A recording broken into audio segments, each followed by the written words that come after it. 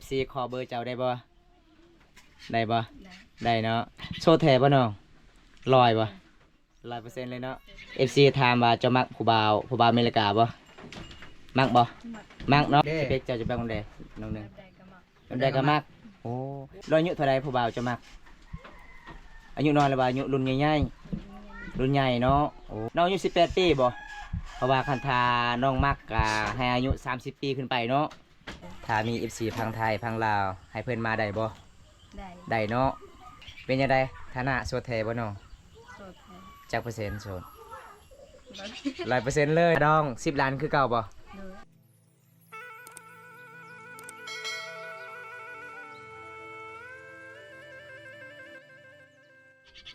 โจ้ยแกอยู่ตะดั อันนี้บอลเฮือนน้องๆก็สิเฮ็ดกินให้พี่น้องเห็นบ่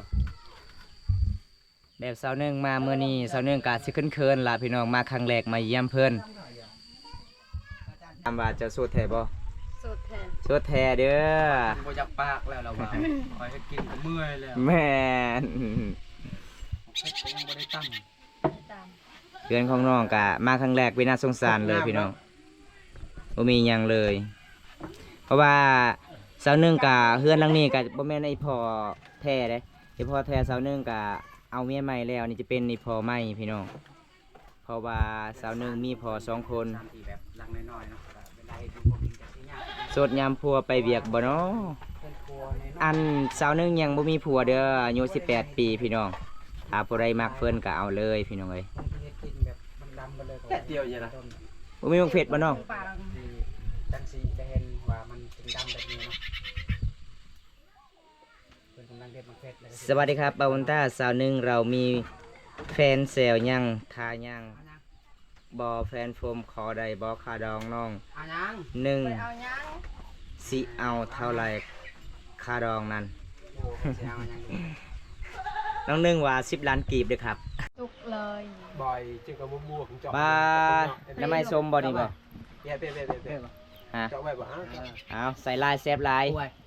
ใส่ลายก็แซบลายเพิ่นว่า เจอบ่อยๆนั่นแหละ ยิ้มก็น่าฮักลายเลย เอากระจุกบ่ล่ะโอเคไปจแบะหน้าเจาะแยะหน่อยหน้ามาเจาะแยะนะเพื่อไหนกระจุกถ้าหากว่าฝนตกนี่สมคอยเมื่อบ่ได้ใส่นอนใส่ นอนเลย เพื่อนเจ้านี่บ่นอนได้บ่บ่ได้กระลำบ่ บอก 3 คนเฮา เอ้า ฮะ บ่ว่าดีๆอำเมื่อบ่ได้เด้สมคอยบ่ได้ซื้อเสื้อกันฝนมา นอนที่นี่ได้บ่ ได้ ได้เนาะแล้วเจ้าสิไปนอนใส่เจ้านอนนำกันเต้ บอก นอนหลายคนได้เต้บ่ได้บ่โอ้เจ้าไปนอนใส่เจ้า นอนดูหลังกัน เดี๋ยวละเฮ้ยใจดีหลาย จะได้สิไปนอนซ้ายบัดนี้หลายคนแล้วได้10 คนผู้เพื่อนเจ้านะครอบครัวเจ้าอยู่นำกัน พอดีพอดี สมพร 13มาสู่เฮา สมพรอีก3 คน13 คนผู้สินอนได้บ่ได้บ่โอ้นอนอยู่เฮือนครัวนี่ก็ได้เนาะได้บ่ ฝดแล้ว คนแล้วบ่ซะนึง ใส่เลย เอาปลาลงไปบัดนี้ นำกระลายพี่น้องเอาฝีมือสาวหนึ่ง กดแล้วก็ คนสวยประจำหมู่บ้าน ลงไปเลยเนาะทุกคนเป็ดกินครั้งแรกของชีวิตเพิ่นเอาลองมาซิมนำกันว่าสิเป็นจังไดแซ่บบ่แซ่บก็มาลองกินนำกันเนาะเพราะว่าครั้งแรกของเพิ่นที่เฮ็ดอยู่ก็กิน แต่ว่าเฮากับคนแรกที่ได้กิน เพราะว่าเป็นคนแรกของเพิ่นที่ได้กินเนาะ แม่น บ่เคยเฮ็ดกินเด้ แม่น เฮาได้กินเป็นคนแรกเลย เมื่อนี้ทางเพิ่นหาปลาทางเพิ่นเฮ็ดกินเนาะเมื่อยเนาะ แม่นเพิ่นมาแต่นาเด้ แม่ ก็ เพิ่นได้ปลาแต่นาพี่ เมื่อย น้องเพราะว่าเห็นว่าเฮาสิมาหาเพิ่นก็เลยกลับแต่นาหมู่บ้านของน้องช่วงนี้ก็สิเกี่ยวข้าวนาเด้แต่เขตหมู่บ้านบอมตาช่วงนี้ก็สิสักข้าวให้มันสิแปลก ต่ว่าพ่อแม่เพิ่นยังบ่ได้มาแต่ให้เนาะแต่นาเนาะเพิ่นมาก่อนเพราะว่าเพิ่นสิมาตอน อีพ่อแม่ เฮาเด้ ยังยังอยู่นาบ่น้อง จักโมงเพิ่นสิมาซะนึงพ่อแม่เจ้าสิมาแต่นานะจักโมง มันสี่โมง 4 โมงแรง เอ้าบ่ได้กินบ่ข้าวเที่ยงนะ ก็กินอยู่ เขาถือน้ำเลยบ่ อืม โอ้ โอ้ เอา ข้าว เอา คือ น้ำ น้ำ ไป เลย ไปอยู่นาเลย แม่น แต่เจ้าน่ะจะมื้อกินอยู่เฮือนหรือว่าสิมื้อพักผ่อน มือพักผ่อน อืมคิดว่าเจ้าน่ะมื้อกินอยู่เฮือนซะดอก เห็นผู้บ่าวมือสิโปนมาก็เลยกลับเนาะ ดู เออแม่นบ่เนาะ อันสาวหนึ่ง FC ขอเบอร์เจ้าได้บ่ได้บ่ ได้ ได้เนาะ แน่แท้บ่ เดี๋ยวบอมตาสิขอเบอร์ให้เด้อครับ โชว์แถบป่ะน้องลอยป่ะ100%เลยเนาะนี่100%เลย 100%เลย 100%เด้อกันทาสุด100%บอมตาสิกาคอให้เด้อครับ ถ้าบ่โสดก็บ่กล้าขอให้ บ เนาะ กล้าดอก อันนี้เพิ่นว่าโสดก็สิก็ขอให้อยู่ ไม่สิก็โอ้ย ขอ คอแมนยูน้องเขามีแฟนหรือยังครับ น้องเว้ายังบ่มีเด้องามหลายเด้อน้องสาวแมนงามหลายสาวเผาตรีเด้ออ้ายสวยน่าฮักอย่างนี้สวยแบบธรรมศาสตร์ติดธรรมศาสตร์ครับโอ้ขอบคุณครับ สวัสดีครับถ้าเธอหน่อยว่าเธอสอบลาวอเมริกันไหม FC ถามว่าจะมักผู้บ่าวอเมริกาบ่มักบ่มักเนาะแต่ขาดองมันแพงเนาะต่างประเทศเนาะเออ พวกเราอเมริกาน่ะมีแต่คนตัวใหญ่เด้ เอาแล้วเว้าเลยข่อยมักใหญ่เด้ ใหญ่บ่ มักใหญ่มักยาว ยังมักยาวอีกยาวโอ้ยเนาะเพราะเขาน่ะคนตัวใหญ่อยู่แล้วแต่ยาวน่ะคน ยาวไปบ่าคนสูง สูงยาวเขาดีเนาะ แม่นเจ้ามักคิดหลายเนาะเจ้าเนาะปะโกยเนาะ มักคนแบบสูงใหญ่สูงยาวเขาดีบ่เอ้า จะมักผู้บ่าวแบบใดสเปคเจ้า สเปคเด้ สเปคเจ้าจะแบบคนใดน้องหนึง แบบใดก็มัก แบบใดก็มักโอ้อันผู้บ่าวอัน พิ จะ กา มั ร ก กับมัก จะมักผู้บ่าวรุ่นอายุเท่าใดผู้บ่าวจะมักอายุน้อยหรือว่าอายุรุ่นใหญ่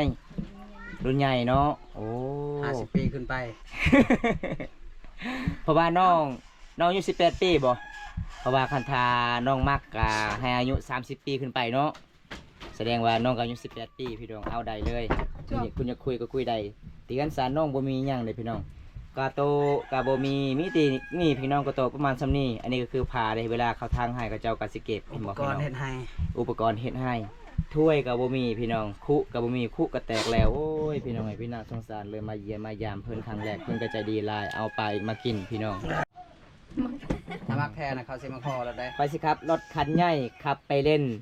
นำน้องหนึ่งสีฮอดบ่ไปหาน้องนั้นโอ้มาได้ฮอดได้เลยครับหมู่บ้านน้องครับ ฮอดเดือนฮอดซานเด้อ แม่นฮอดเฮือนฮอดศาลได้ แต่มาเฮือนของน้องบ่มีเฮ็ดผ้าเด้อแต่สัญญาณโทรศัพท์มีครับ สัญญาณดีอยู่ครับเสื้อผ้าบ่มีเป็นหมู่บ้านลึกลับมี12หลังคาบ่ตานับพี่น้องผู้สาวคิดนี้ก็จะเป็นสาวเดือกับสาวหนึ่งสาวสวยประจำหมู่บ้าน เบนโอ้สวัสดีอ้ายค่อยฮักกะกลับเตสิโปนน่ะเด้อพอเด้อเพราะว่าค่อยกลับเตสิโปนแล้วค่อยก็สิแวะเล่นอยู่เฮือนสาวหนึ่งเขตชนบทชุมพรตรียังบ่ฮอดเมืองนองเด้อพอเด้อก็เลยมาเขตชนบทเขตนี้ก็เลยแวะเล่นนำสาวหนึ่งก่อนทีมงานพาไปเล่นอยู่เฮือนสาวหนึ่งเขตชุมพรตรีอ้ายไทยได้บ่น้องหนึงบ่ได้คันถามักเว้าแต่ภาษาลาวเนาะ เราเวียง เฮ็ดกินก็บ่เป็นถามักกะแบบนี้ล่ะพี่น้องเพิ่นว่าเฮ็ดกินบ่เป็นแต่ค่อยแต่บ่ตาเห็นน้องเฮ็ดกินเป็นแล้วพี่น้องเห็นบ่น้องหนึงกำลังสิเฮ็ดกินแกงป่าบรรยากาศยามแรงๆพี่น้องเอ้ยเพราะว่าเฮาก็กินข้าวกินน้ำเฮาสิกลับเด้เพราะว่าเดินทางมาไกลพี่น้องมื้อนี้บ่ตาก็เดินทางเพื่อสิเมืองน้องก็หนึ่งคนมันสิยานนิดนึงล่ะพี่น้องเพราะว่าเบาคำกับเบาโก้ยจะเป็นเมืองสิโปนจะไปนำกัน2 คน มาทำสวนทุเรียนกัน โอ้สวนโลดสวนน้องหนึ่งโลดเสาหนึ่งแต่ที่มิตรบ้านเจ้าอยู่ใส่บ้านเกิดเจ้า อยู่บ้านกันคือ ทั้งไหนเธอเนาะสมพอคือคนเวียดนามผู้สาวซื้ออะไรครับซื้อสาวหนึ่งเด้อบาบนตาน้องหนึ่งเราพูดภาษาไทยใดบอกเนาะน้องหนึ่งบอกภาษาไทยบ่ได้แต่น้องหนึ่งบอกภาษาลาวได้มีเบอร์ติดต่อไหมสอบมากยังบ่มีครับมีแต่เฟซน้องนำเนาะแม่นบ่น้องนำหรือว่านางนำ นางน้ นางนำภาษาลาวบ่ ำ เดี๋ยวบอมตาสิขอเบอร์ให้เด้อเพิ่นว่าโสดแท้บอมตากาสิขอให้เด้อครับอายุ18 ปีเอาได้เลยขาวดองบ่แพง10 ล้านกีบ สาวหนึ่งเนาะโว้ยพี่น้องเอ้ยลืม เดือแล้ว ไม่ได้เบอร์เจ้าจือบ่เบอร์ บ่ได้อยู่ บ่ได้ชื่ออยู่ใช้โทรศัพท์เจ้า ไปสักอยู่ ไปสักแล้ว โอ้ไปสักอยู่พุ่น ได้เบอร์เอาน้องคอย เวลาไปสักนี่ยังเอาบ่ไปกับหมู่โอ้เวลาสักเต็มแล้วนี่จักมือเบิดน้องลิน เล่นกันหมด โอ้มือหนึงก็หมดบ่อ๋อพี่น้องหมู่บ้านน้องเวลาอยากสักโทรศัพท์พุ่นละไปสักทางหมู่บ้านสาวจันทร์มันแม่นสาวจันทร์สาวใจพี่น้อง สาวใจที่ยูทูบเบอร์หลายๆคนไปถ่ายพี่น้องก็เพราะว่าบอมตากก็เป็นคนบลูเด้บ้านนอกเด้ก็เลยเว้าภาษาลาวภาษาไทยบ่ค่อยเก่งปานใดว่าผิดพลาดตลอดเลยพี่น้องน้องในหมู่บ้านของน้องมีหันขายอยู่บ่ขายเครื่องบ่มีเอาสมมุติว่าน้องอยากซื้อสบู่สบ้องน้องไปซื้ออยู่ไส อยู่บ้าน ฮะ บ้านเสลย บ้านสะแลนโอ้คือไก่เนาะไปไก่แท้15หลักเด้ มันแสดงใกล้ๆนี่ สิไปบ่กับบ่โกยบ่ นี่เพราะว่าคอยเบิ้งกระถาสบู่ของน้องบ่มีเลยพี่น้องเห็นแต่แพ็คพี่น้องแล้วก็ยาสีฟันบ่แม่นยาสีฟันแป้งสีฟันยาสีฟันบ่มีพี่น้องเป็นหนักสงสารแต่ช่วยแบบธรรมชาติเด้สาวลาวเข็มนี้พี่น้องบ่แต่งโตวลายบ่ทากระแปรงลายสบู่แบบพระเจ้าก็อาบธรรมดามีสบู่ก็สุบ่มีก็อาบแบบธรรมดาเลยเอามันสิสุกแล้วปลาฝดตรวจเลยพี่น้อง เวลาแขกมาเฮือนมาซานเพื่อนกะ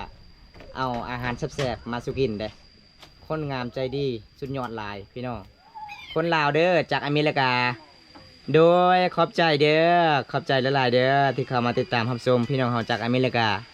ขอให้อยู่ดีมีแฮงหลายๆคนเด้อเดินทางทางประเทศอเมริกาจังไดสาวหนึ่งสุกเลยบ่ซิมลองเบิ่งเอาเป็นจังไดแซ่บบ่คนงามแสบอยู่แล้วเฮ็ดกินอิหยังก็แสบอยู่แล้วเอานี่สุกแล้ว ถูกแล้วป่ะ แมน ซิมมึงดูซิมดู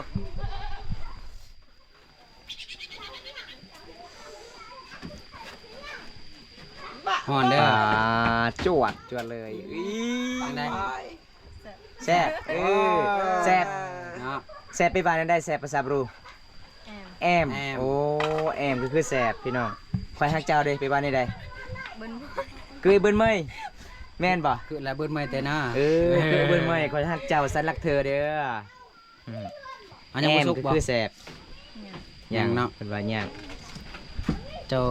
บ่ได้ใส่หัวใจลงไปนำบ่ เป็นหัวใจเลย ใช่แล้วสุภาพแสบเนาะ เนาะ เออ เฮายังบ่ซิมกับแซ่บคือกันเนาะ แม่ จริง ใส่พักเลยเนาะ หลายร้อน มาพี่น้องมาถ้าใครอยากกินฝีมือสาวหนึ่งคนสวย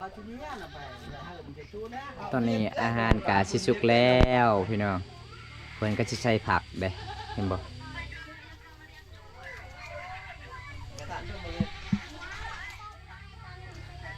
นี่หน้าตาก็สิเป็นแบบนี้เลยพี่น้องสิแสบหลายเลย สาวลาวแกงป่าบ่สาวหนึ่งอยู่เฮือนของน้องอยู่ใส่ข้าวสารคือบ่เห็นเลยบ่มีบ่บ่มีบ่น้องโอ้บ่มีข้าวพี่น้องสมพอเบิ่งนี่พี่น้องอยู่นำกัน10 คนมาข้าวกับประมาณสนี้พี่น้องบ่หลายเลยบ่เรื่องของน้องบ่มีข้าวพี่น้องมีแต่สอบก็จะเป็นข้าวเปลือกเลยข้าวสารบ่มีเลยพี่น้องเวลาตำข้าวน้องตำเอาบ่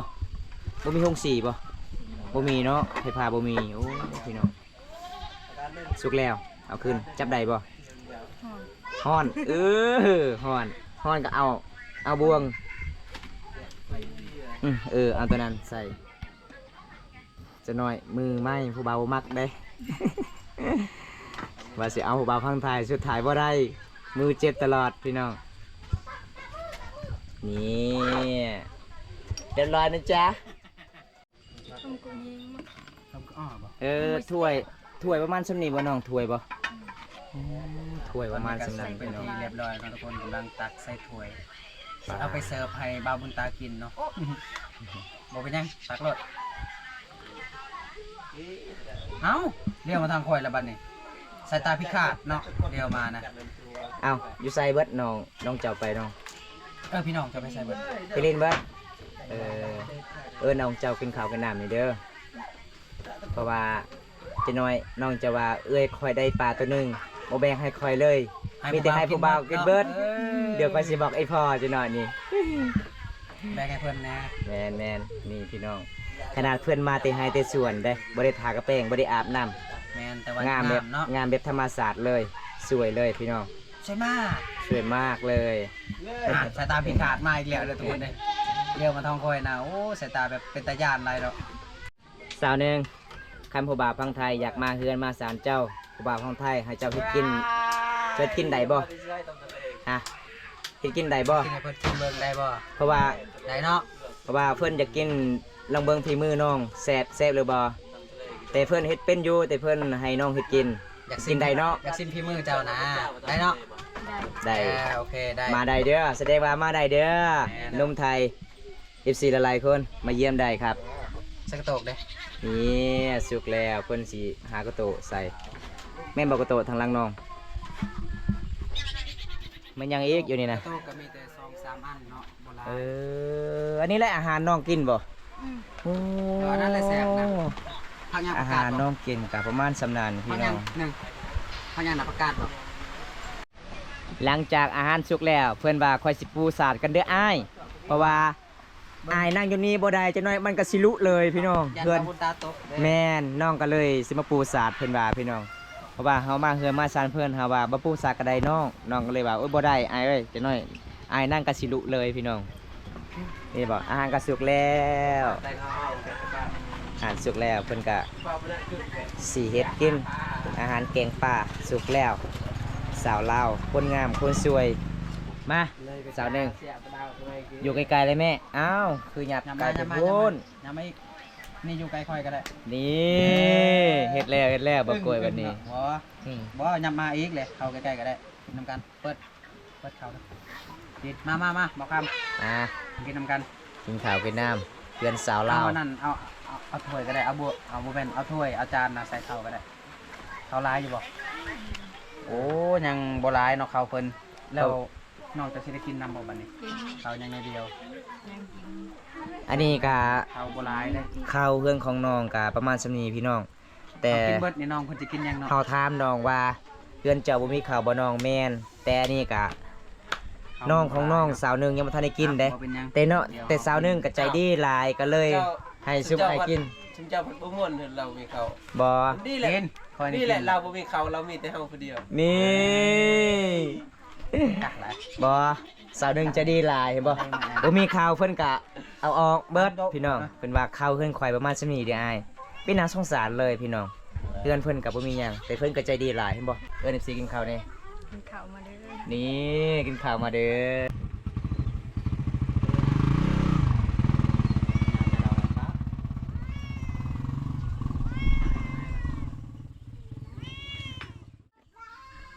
นี่เห็นบ่สาวลาวคนสวยประจำหมู่บ้านคนก็งามใจก็ดีแบบนี้ล่ะพี่น้องมาเฮือมาสานเพิ่นเพิ่นก็บ่มีหยังแต่ใจเพิ่นก็ใจเกินรอเลยพี่น้องใจดีขนาดเลยมาเคยมาสานข้าวกินก็บ่มีพี่น่าสงสารเลยพี่น้องเอ้ยนี่เฮือนสภาพเฮือนประมาณสิมีพี่น้อง เอ้าโจ ผ้าห่มก็จะเป็นผ้าห่มอีพ่อกับไอเมนอนเลยกับน้อง แต่อยู่นำกัน10 คนพี่น้อง4คนนึงว่าขอมันเจ้าได้บ่ได้บ่ขอมันก่อนเพิ่นให้5,000กีบเด้มันได้บ่ ฮะมันได้บ่น้อง ได้ ได้วันหนึงเท่าใดเขาเจ้าจ้างอยู่บ้านน้อง แสนหนึ่ง 100,000โอ้ถูกอยู่พี่น้องเอ้ยวันหนึง100,000เป็นเงิน FC มันเจ้าเด้อได้บ่สำนี้บ่ ให้น้องมือขอบใจคน ได้บ่